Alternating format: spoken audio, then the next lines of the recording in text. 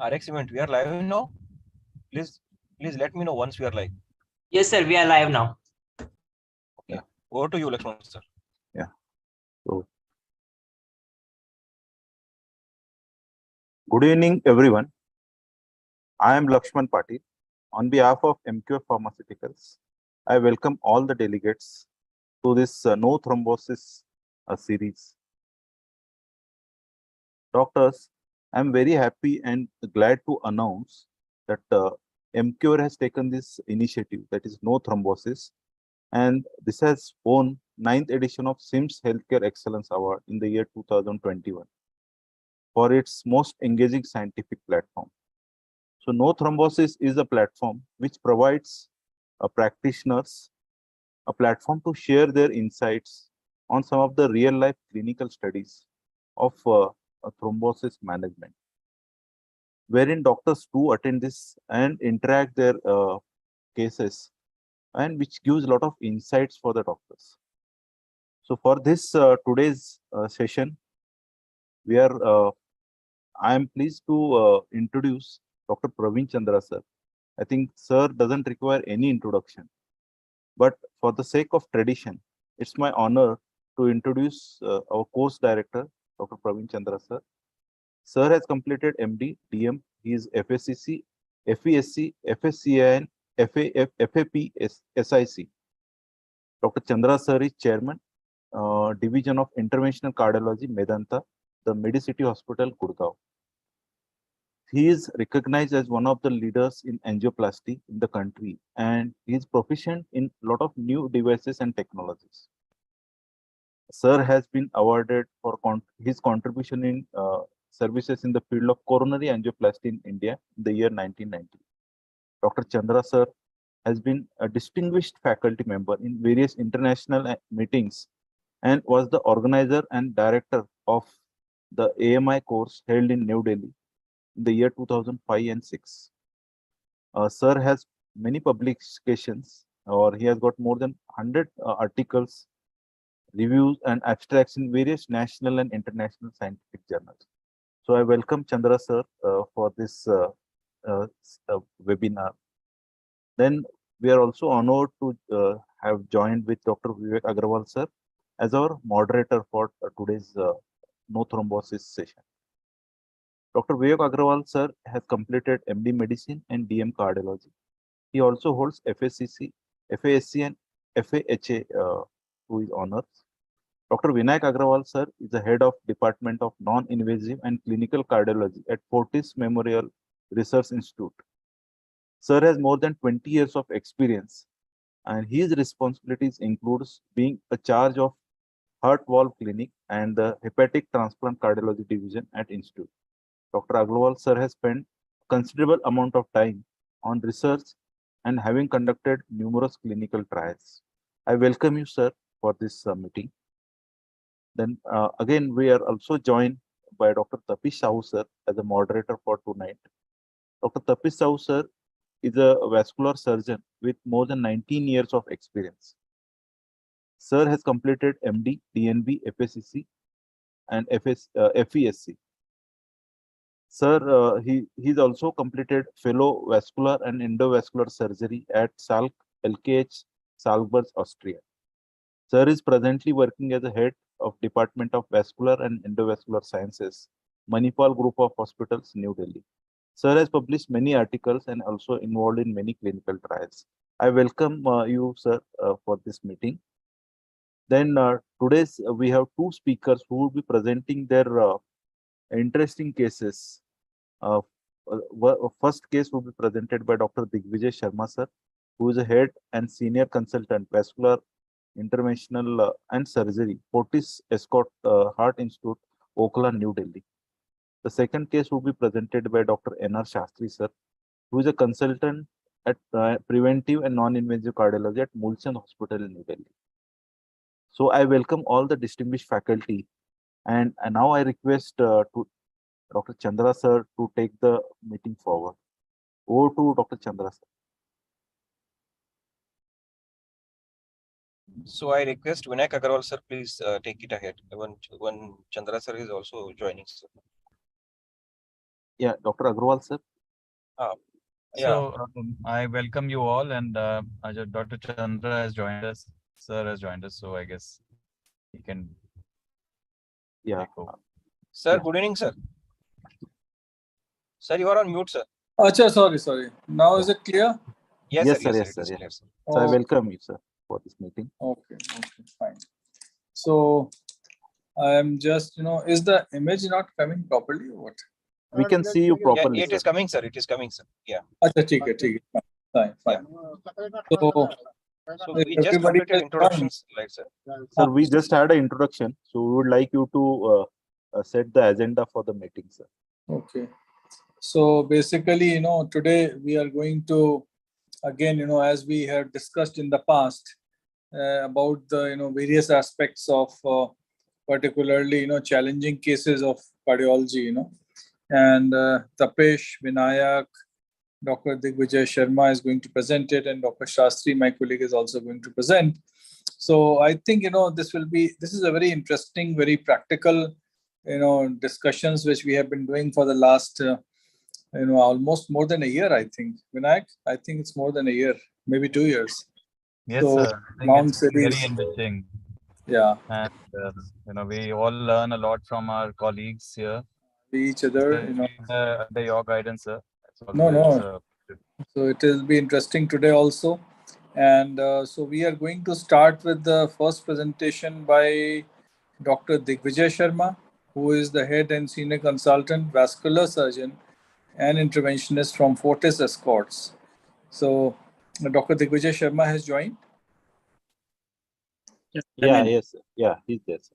Okay, wonderful. So we can start with this session. Huh? Sure. So, evening everybody. I'll present 3 short cases to give a wide spectrum of where we land up with the big thrombus burden. So, first case is a 53-year-old male. His primary presentation in Patiala was flash pulmonary edema with acute renal failure. So, predominantly admitted under nephrology in Patiala. After they sorted him out and worked him up, they found an acute thrombus burden in the aorta.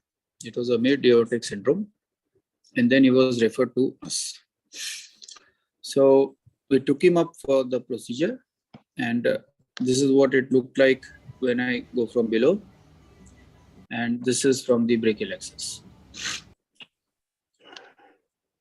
This would be my first pass with Penumbra Indigo after lacing the thrombus burden with HLX.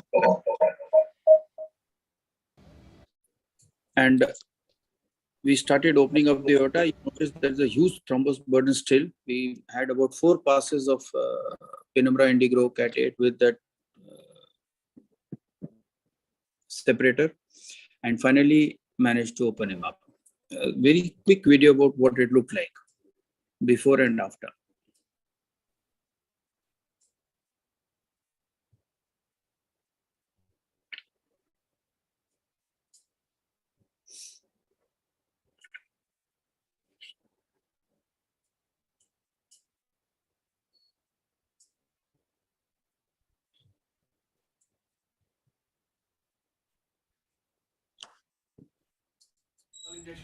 Now we get a good clean aorta supply to the mesenteric vessels, and surprisingly, one of the kidneys we could save even after about 8 days of the primary insult. Now, the second case is a 42-year-old male. He presents to us. We can discuss a little bit here, Dr. Digvijay. I Yeah, think, this was a very interesting case. So first of all, this case came to you after how many days of acute presentation? About 5th or 6th day, they had referred it to me. Oh, so till then he was actually having collateral perfusion to the lower part of the body, right? Yes. Yeah. And what was the cause of this big thrombus which came in? At that age, I would say it was Takayasu's arthritis variant in the mid-aortic syndrome. We had a big long segment of stenosis after we removed the thrombus burden. So it was I would say it is Takayasu, sir. Oh, okay. Yeah. Okay. There is no other diagnosis to really put it there. In Takayasu's, generally the balloons, actually, we had to go to high pressures and all that. In this case, what was the balloon you used? What pressures did you go? What size was the balloon? It was And the some non-compliant details. plus. I started from 6 and went up to 12. Okay. They took me a long time. It was about 3 to 4 hours case. Yeah. Getting the access, getting through, externalizing both the wires, making sure I'm right in the interluminal area, because I didn't have, it's from the mid aorta to about half of the ilex. So it took me time to clear it up.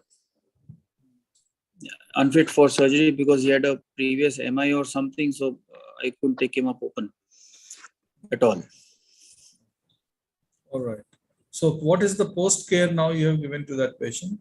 Sir, after this, I referred him back after stabilization to the primary centers, and they told me that his left-sided kidney started functioning. So he is not on regular dialysis now. So he is there. And he didn't have any end organ damages in intestine anywhere? No, Yeah? sir, not in the intestine, but we lost his right kidney. Right kidney was lost. Okay. And he's getting those anti-inflammatory and other things to manage his Takayasus. I've seen him once after the procedure. Uske baad, I have not been called for that patient yet, sir. So tell me, like if this patient would have been in your care, for example, so what will be the medical therapy you will give to this patient on a long-term basis? Sir, we will first try to induce a remission. That would be steroids and anti-inflammatory agents most of the time. And because he's already 50, we don't expect another attack to happen. Takayasus generally wane off by 50 to 53. So after this, we expect him to settle out, sir. Right. By And what about antiplatelets and anticoagulants? They continue, sir. He will be on Xarelto plus Ecosprin now. For the first 6 months, he was on proper anticoagulation. Then we shifted him on PAD protocol, that Compass Voyager trial thing. So Tapish, are you here? Yes, sir, I'm here, sir. So any comments from you about this case? Would you do anything differently? You agree with Professor? Actually, this is a diagnosis of exclusion, as Professor Digvijay said, that actually in this case he was sick and there was nothing more that could be done. So I think that, well, in this age and case with this kind of presentation, I think I would agree with Dr. Digvijay here. So you would do absolutely similarly, like you use the Penembra, you would use the same device or Angiojet or something like that. Sir, yes. So there are debates on that. The thrombosuction, thromboaspiration, thrombolysis, some catheter-directed thrombolysis, as well as low-cost thrombolysis. The target remains the same, that you have to get rid of the thrombus time, and like he said that after it was unmasked, then the lesion was more apparent there. Right. But generally, in a patient who has Takayasu's, if it was not an acute presentation like this, and if patient comes with claudication and stuff like that, then generally medical management is the way to go, yes, sir. Yeah, medical management, and then if the patient is still symptomatic and if there is no activity, then only we go ahead and do the intervention. As far as we used to do that. It's not a long living intervention, because the disease process is there and it would go down. Yes. If it's not acute, then we would really push it as far as possible, and everything, even surgery, will be not. The anastomosis would go down after some time. It will go into fibrosis, because it's a continuing disease process. So it's more of a medical management in arthritis than surgical. So if it's really necessary, like acute, then it's really warranted. I will add 2 things to this. At this age, intervention would be my last choice. I did it because there was no way out. Yes, that's right. I totally agree. Absolutely, I would not go in this case. And even if I would, at this age, if he was fit, I would, if he had severe debilitating claudication, I would find the healthy aorta and do a proper bypass for him, supraceliac to wherever. intervention this I did because we were in a fix there. We had to do No, something. I think it was quite life-saving. So you can go to the next case, Dr. Digvijay. Sure. Now, this is a 42-year-old male. He presented to me with acute right leg DVT. We call it acute if it is less than 2 weeks old for DVT. Then, now why I present this case is there are, when you want to do a DVT pharmacomechanical management, you should be prepared for a approximately 3 days thrombolytic period to really get a proper clearance, even after pharmacomechanical removal of the clot. You will not remove 100%, some will remain. So we don't want to puncture a big 8 or 9 French catheter into a big popliteal vein and keep them for 3 days or so in the ICU. So our preferred access point would be the short saphenous vein because it is relatively superficial, easily straight available right under there, and we can clean up those things. But if you don't have a short saphenous vein, then my center, we like to start with the posterior tibial vein for a lacing of the thrombus burden so that suction is more clean. So we go for a posterior tibial vein access and then we lace the thrombus. Then we shift him to the prone position, take an access to the popliteal vein and then do a thrombolysis, remove that popliteal catheter and then proceed with the prolonged thrombolysis via the posterior tibial vein itself. So this is how we would go about it. This is the posterior tibial vein with our catheter in it. We lace it up. You can see the thrombus burden, and after 30 minutes, the shot is a bit cleaner. This is the harvest, and once you put in the single pass of penumbra, you see there's a class 3. You can even see the valves when it all opens up. Now, this is the deep femoral vein. Now, when you go to the ilex, you see there's a total occlusion there. Collaterals are there, signifying chronicity. Then we blow it up and put in a stent to give a unrestricted flow to the IVC. Similarly, this is another case, no short saphenous vein, 30-year-old female, postpartum DVT, acute extensive. Again, micro puncture, same thing was done. This time I used angiojet. I had needed 2 passes to obtain a class 3 lysis, which was followed by balloon dilatation of the stenosis. In the pre-op counseling, the patient had flatly refused a stent, no matter what amount of stenosis I get in the iliac vein. And 10 French sheath was removed postpartum, 3 days, 72 hours. We again gave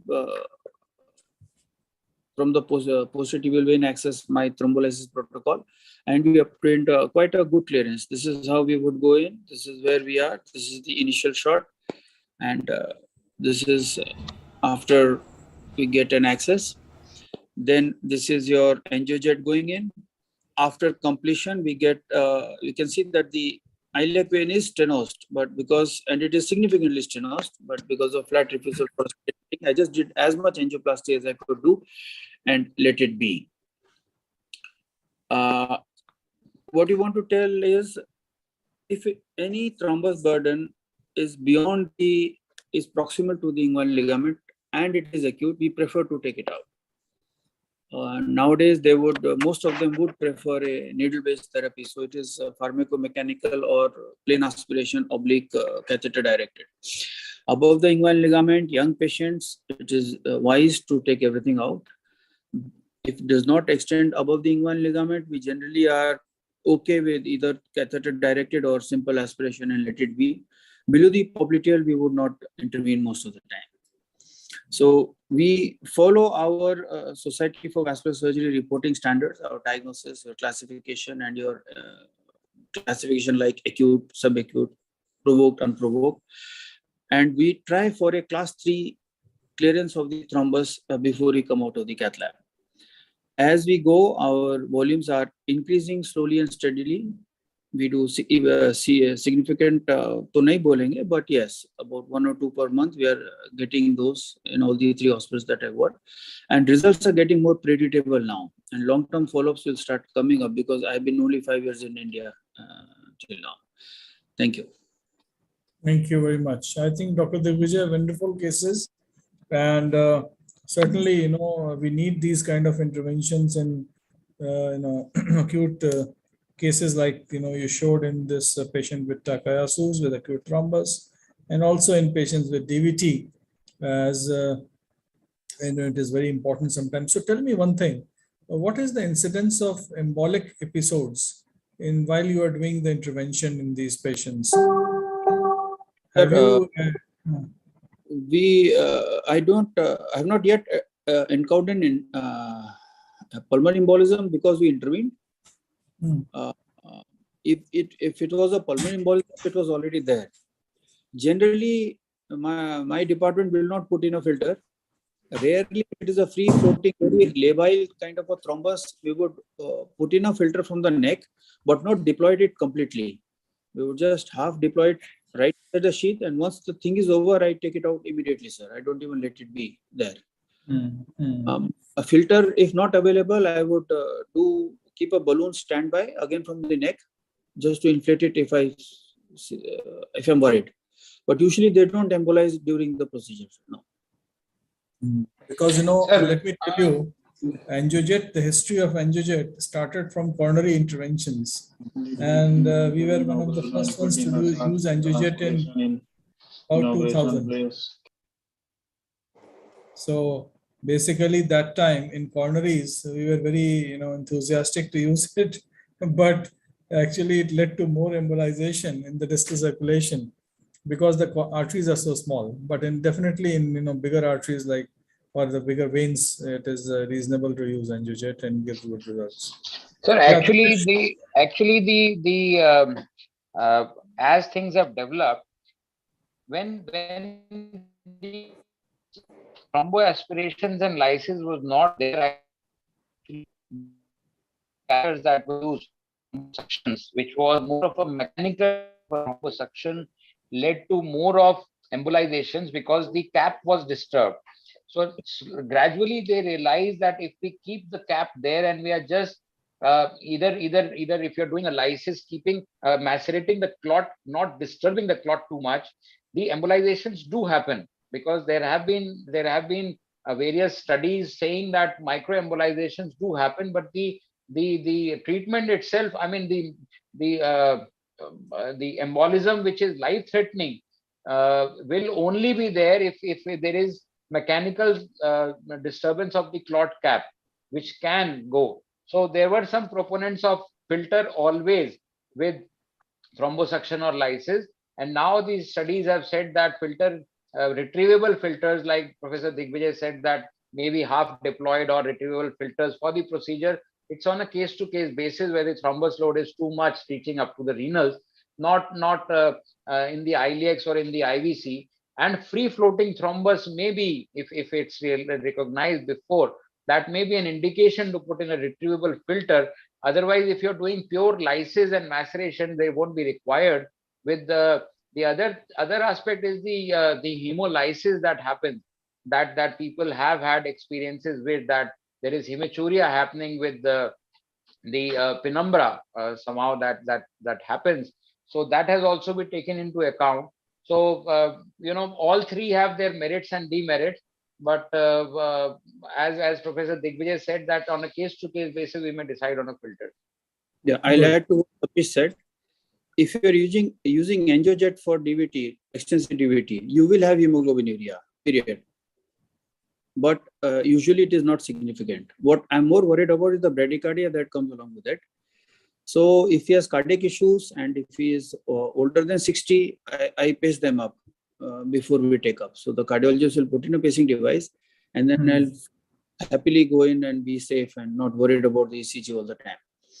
But yes, if you're using angiojet, you will have hemoglobinuria 100% of the time. Okay. So I think this was a wonderful discussion on these three very interesting cases. Now we'll move on to Dr. Shastri's. Dr. Vinayak, Vinayak. Yeah, so I actually, I would like to say two things in this case. One, I would like to know what is the guidelines why standing of these interventions. Because in our day-to-day treatment, when you have NOACs introduced for DVT or VTE, they work reasonably well, except for probably post-DVT syndrome. is there any more benefit of having these interventions in the long run? What is the cost of it? What is the analysis, cost benefit analysis of these interventions in the long run? And I would like to know that those comments as well from both Yeah. the This is interventions. a very wise question. Let us be very clear about it. So, if where I would push the patient to get intervention would be if it is a relatively young patient, read as less than 40, and it is definitely above the inguinal ligament. Then intervention I would push them up, because, like you said, it's not the pulmonary embolism that I'm more worried about at that area. It is the post-thrombotic syndrome. Now, if you do best medical therapy, you will have post-thrombotic syndrome in more than 70% of the cases. Now, this person is 30 years old, presumably live up to 80. Isko dikkat hogi. But if it is a 65-year-old person, then I will not push for intervention all the time. I'll give them the choices. Yes, cost is very expensive. Let me be very clear about it. By the time the patient will go home, it will be like ICU treatment and then directly home. Ward mein zyada nahi aayega uske baad. Once the thrombolysis is over, we're already onto oral NOACs and through. It will hit about 10 lakhs in those 3 days. Because 3 days ICU stay, 3 days the actualize, one while will cost you 50,000. वो सब करके 10 lakh तो पकड़ना चाहिए. Then if you have to put in a stent or something, then 1 + 2 ± something. But the point is, a single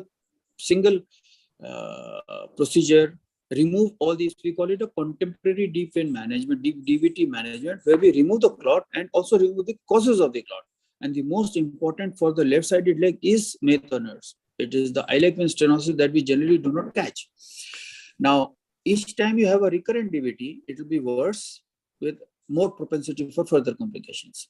So, young person, good healthy lifestyle, above inguinal ligament, I would say better you invest in the intervention part.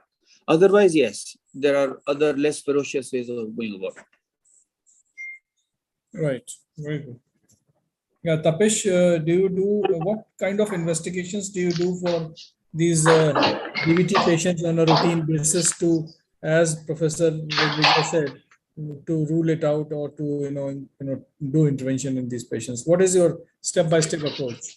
Sir, step-by-step approach, as the literature has suggested with the various trials till date. Actually, the trials were with different kind of interventions.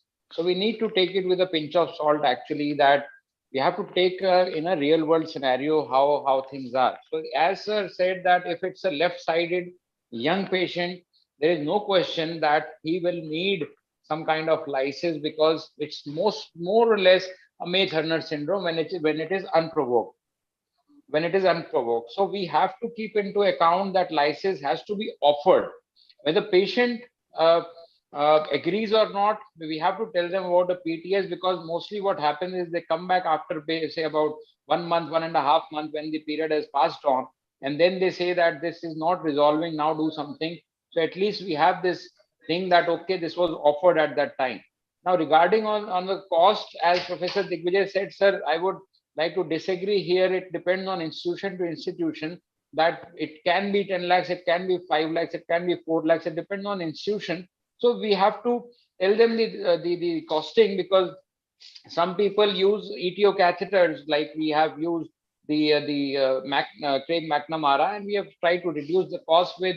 Some people have also tried with UFRAG, some people have tried with other things. So we have to keep the cost low, because 10 lakh rupees is not what everybody can afford that way, and it depends on a case-to-case basis. But we have to keep the cost low, because these are young patients. And in older patients, if we talk about left-sided DVT, it has more to do with the reducing the tightness and the symptoms. Like if the patient is like last patient was having blue this thing, and she was having some kind of compartment happening. So we don't have a choice there to keep them on conservative management, because they are asking for it. I mean, the patient's leg is asking for it. They have a lot of pain. The superficial and deep system both are gone. It's like a phlegmasia picture, which will turn into venous gangrene. So you have to select your cases, And mostly, if both the systems are involved, or if it's going beyond the inguinal ligament, if it's involving the iliacs, there are more chances of post-thrombotic syndrome later on. So they should be offered, keep the cost less as possible, be prepared for a stent in young patient, and use IVUS wherever you have the facility to do so. Yeah, Right. Very fantastic comments, Tapish. And I think, we are really, we have gained a lot from this discussion. And certainly we'll use all this information, and all those who are hearing will use this information. And now we'll have to move on to the next case. And Dr. Rajnikant Shastri is here. He is with Medanta at Moorchand and has been there with us for a little while now. So Shastri.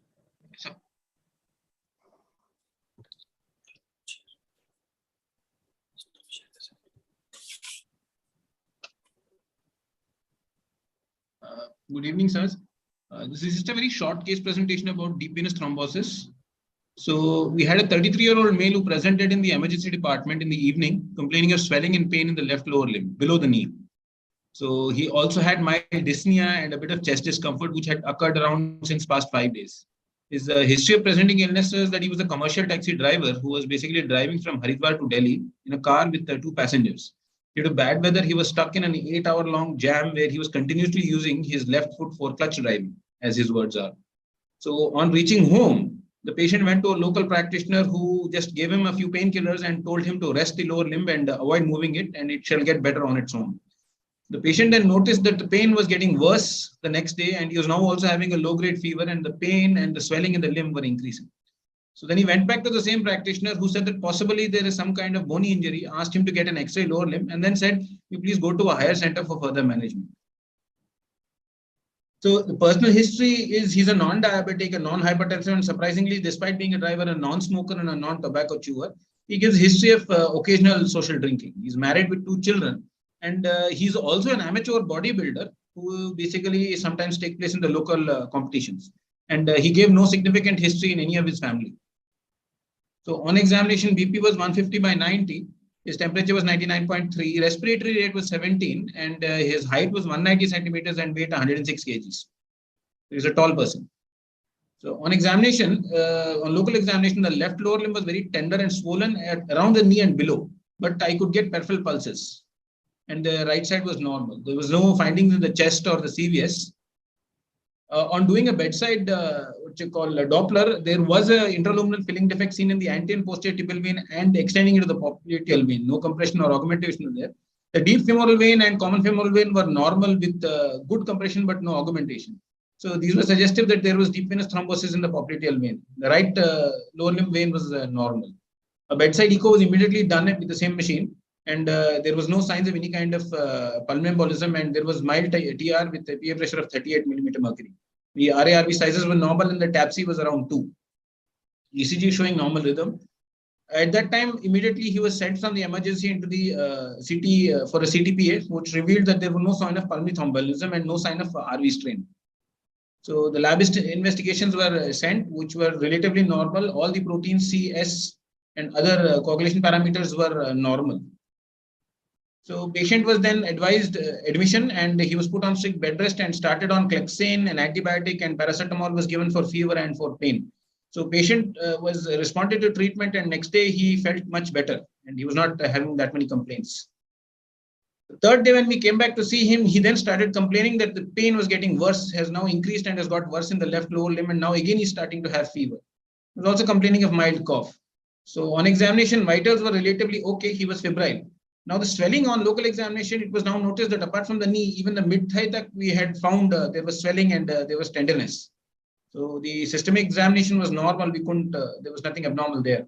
A repeat immediate bedside ultrasound was done, and this time we found the thrombus had now migrated into the deep femoral vein and almost entering into the common femoral vein. The bedside echo also was done. There was no change from the previous echo, except that now the PA pressures had gone up to 48, and still TAPC was around 1.8, 1.9. So then immediately patient was sent for a CTPA, which this was the venous the Doppler image, the video which managed to get. So in the CT pulmonary angio, the basic report was that there is a non-enhancing focal soft tissue thickening in the segmental and subsegmental branches of the bilateral pulmonary arteries. but there was no main filling defect seen in the main pulmonary arteries, and also there was no evidence of right heart strain. So this was suggestive of pulmonary thromboembolism. So as the patient was maintaining vitals, we decided not to thrombolize him, and we talked with our interventionist. The interventionist suggested, since the thrombus had already migrated to the deep femoral vein and there is a CT finding of mild pulmonary thromboembolism, an IVC filter was advised, and the same was placed on the same day. And then patient was continued on injection Clexane, 1 milligram per gram twice daily, along with the antibiotic was upgraded to Tazac, and rest supportive management was given. On the 5th post-operative day after the IVC filter, patient started improving. He became afebrile, pain had reduced, and now he was feeling better. He was still not allowed to mobilize. Financial constraints, the patient was discharged on the 7th day on tablet rivaroxaban 15 milligram twice daily, an antibiotic, and other supportive management, with advice to review with a higher center for what you call with an interventionist to find out whether he can get something done there for the. So he's supposed to come back in 3 weeks. That was the discharge. Discharge was done around 3 days ago, 5 days ago. That's the case, sir. Very good. So I think, Shastri, this is again a very interesting case, or a very daily routine case which we see. And the man, and as we can see here, this patient had pulmonary embolism, although it was neither a massive or a submassive pulmonary embolism. So definitely, if the embolism is not massive, then it might not be necessary to put them on thrombolytic therapy. And only when they have massive, as far as we are concerned, we thrombolize these patients when they have massive or submassive pulmonary embolism. And typically, in this kind of situation, long-term anticoagulation and acute, low molecular weight heparin generally will be able to manage the situation, and which you did. And typically, this patient will be on a long-term. So, how long do you want to give rivaroxaban to this patient? At least for 6 months, sir. And then we'll repeat again, because we've not found any primary cause for his thromboembolism, apart from the fact that he was in an immobile state for 8 hours. The other coagulation parameters, all protein CS, everything came negative. Mm-hmm. And when do you want to take this filter out? In another few weeks, 3 months. So we asked him to review in 3 months so that we can reassess again to find out if we can take the what you call the IVC filter out, sir. Yeah, Vinayak, your thoughts on this case? Anything differently you would do or advise? So I'm not sure if I would have gone in for an IVC filter straight away. I'm not sure. I mean, I think it's a clinical judgment call, of course, in good faith. The only thing is that one thing which I want to know, Dr. Shastri, is that when he had popliteal vein thrombosis, which anticoagulant had we given him at that moment? He was actually put on Clexane. He was admitted under the respiratory person before the cardiologist was given the. What was his weight and how much dose did we give? He was 106 kg, sir, and they had given only 40 milligrams subcutaneous twice daily was given, sir. He was being underdosed. Yeah. They did not account for his body surface. Yeah. The other thing which I want to say in these cases is that I doubt that it was that 8-hour journey which caused the DVT. We know that obesity, especially super obese people, grade 5 obesity, these people are prone to develop DVT more commonly than the others. And we should definitely work them up for thrombophilia profile to look for any other causes in these cases. Having said that, I think we should, I completely agree that we probably should have been given 80 milligram subcutaneous BD at least to begin with. The other is when we look at the data, the DVT, which is small, which is not submassive or massive, and patient presents to us with where we're not given a proper trial of anticoagulation yet, and patient is reasonably stable, not so in a way high risk. I think I would have just given him an anticoagulation weighted, because IVC filters haven't shown to decrease mortality in any of the trials. The only reasons we can, which are recommended is when you give IVC filter is when you are unable to give them proper anticoagulation dose is what is recommended. I mean, this is what traditionally we say. Sometimes if they bleed, if they are pregnant, if there is a reason for which you cannot give anticoagulation, that's when IVC filters come in handy. So that's my take on it. Yeah. Yeah, absolutely. These are very valid comments. And doing a hemophilia, I mean, this profile for these patients is, I think, a good idea, especially even if it was appearing that it is a provoked DVT, but still, since he's a young patient, and as you were saying, 8 hours he was, but I mean, it's borderline. So maybe doing a profile is not a bad idea at all in this case. And certainly doing this filter, I think they actually responded because suddenly the patient became breathless and thrombus is moving up, etc. So probably they just reacted to that. So this is fine. If it is a removable filter, it is okay. Removable filters. Yes. Yeah. Yeah. So, one question I just had just to ask: should I advise him to take a few more days of Clexane, or was it okay that I just discharge him on rivaroxaban? It would have been a better idea to let him continue a few more days of Clexane. I think we can take the comments from Dr. Tapish also, but according to me, I will give this patient at least, maybe if possible, 2 weeks of, low molecular weight heparin, because the effect of low molecular weight heparin is quite, aggressive and nice compared to NOACs. So this is my take on this, and I will continue NOACs as a maintenance therapy rather than the initial.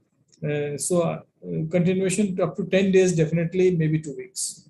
Tapesh? Sir, 2-3 things here, sir. One is that placing a filter. Well, yes, I think that it was more of a clinical decision because it was seen that patient is maybe deteriorating. So holding horses, well, it depends on the nerves and the individual cases, how you have talked to the patient, because as Dr. Vinayak said, that we could have given proper anticoagulation and seen before, because there was no cardiopulmonary reserve issues and it was a subsegmental, not a main pulmonary PE that time. Other thing here is regarding the rivaroxaban and Clexane, sir. Actually, we as clinicians tend to depend more on things which we have already seen rather than changing over to this thing. And LMWs have traditionally proved more dependable in such cases. If it goes wrong, if it has to go wrong, even 10%, and if it goes wrong in this kind of a case, you would prefer more dependable things till the life of the thrombus is exhausted in 2 weeks when it started to burn out. So you would depend more on that, although trials have said that 15 mg BD is as good, but you would not want to burn your hands with that 10%, even if that is the case. The other thing which I wanted to ask is regarding the antibiotics for 5 days, and regarding, as Dr. Shastri sir said, that after 6 months we will see and do certain tests and review. So antibiotics and certain tests that we will review is what I wanted to throw more light on, sir, if that is possible. Why not? Why not? Yeah. Professor Digvijay, you want to say something? Just a fact that rivaroxaban and Clexane both are factor 10A inhibitors. They basically have the same T half, the same onset of action. So, like Tapish said, we are more dependent on it because we have seen it work. But I guess coming times it will be as good as Clexane, according to data. But yeah, for prevention of thrombosis, I have seen NOACs work very well. But Vinayak will agree to me, many patients who come to us, because we use it in cardiac thrombus also, those patients who come to us with the LA thrombus or a LA appendage thrombus, when we put them on rivaroxaban, or generally the response is either very slow or it takes months together for that to kind of vanish, compared to either putting them on low molecular weight heparin or giving them VKs. So I think we still see that difference. I don't know. I mean, the data is not definitely supporting all that. But no, definitely, the issues with your patient population is you are basically dealing with cardiac populations. वो atorvastatin वगैरह खाते हैं. they have a these are patients that are not on atorvastatin. These are basically valvular heart disease patients. And typically, I'm talking of these mitral stenosis. And many times, because why I'm saying this, because many times we have to do a balloon valvuloplasty. And we, then Dr. Vinayak and my friends, when they do a T, they say, oh, no, there's a clot here. Now, if there is a clot, what we do? So then we put them, either we send them for surgery, or we say, okay, you continue anticoagulation for 3 months, come back after 3 months, and then we'll repeat it. fair enough. Fair enough. So that we have seen this kind of, Vinayak, what do you say? I completely agree, sir. My only 2 cents here is that, as Tapish also said, it's very difficult to break away from your comfort zone or get out of your comfort zone. And traditionally, we've been more comfortable with injectables. Now, if you look at the literature, you can very easily in a patient, especially in a small pulmonary embolism subsets, start, or in any subset actually, which is not submassive or massive or high risk category, you can start with the rivaroxaban 15 mg BD right on day 1. In fact, in the trial with rivaroxaban, there was no overlap with the low molecular weight heparins at all. In fact, it is with dabigatran and also with apixaban that you have an overlap that you can do. The other issue is that this patient was 108 kgs. Now, if you look at the literature, most of the literature with NOACs is between patients who are between 40 to 120 kgs. We don't know how the patients who are more than 120 kgs will behave with NOACs. There is limited data in the super obese kind of patients. This guy was still less than 120 kgs, so I guess we can follow the recommended dosages of 15 mg BD for 21 days and then 20 mg OD for whatever duration we decide. And in fact, I have often faced a dilemma where the patient is sent to us with 1 week of low molecular weight heparin, and then you have to decide whether to give them dabigatran, apixaban, or rivaroxaban. Now, I don't have data where I start. Should I start with rivaroxaban, then continue for 21 days after a week of low molecular weight heparin, or should I curtail that and then maybe give it for less duration? So I don't have the data with that, and I guess I prefer to continue with 21 days additional. So these are my comments on these cases. Okay. Excellent. I think, we had an excellent discussion today. And if there are any other comments, otherwise, I think we are done with the cases. Are we? Yes, sir. Yes, sir. Yes, sir. Okay. Yeah. So 1 second, sir. Yeah. Yes, sir. Any closing remark from your side? I think, I think we had a good discussion on these 2 aspects of, arterial thrombosis as well as venous thrombosis. And I think, quite educational today from all the cases presented. Thank you, sir. Next, from your end, anything? Thank you. Yeah. So once again, sir, from behalf of Emcure, I would look to say thank you so much to Dr. Professor Digvijay Singh sir, and Shastri sir, as well as our Vinayak Agarwal sir, and as well as the Tapish Rao sir for moderating the session, and also from thank you so much, sir, Praveen sir, for hosting this session, sir. Thank you so much, sir, and good night. Bye bye. Good night. Good night. Thank you.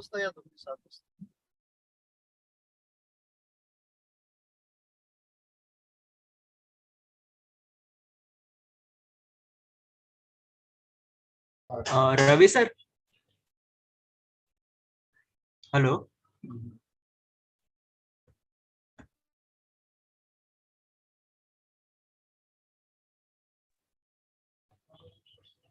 Hello. Hello.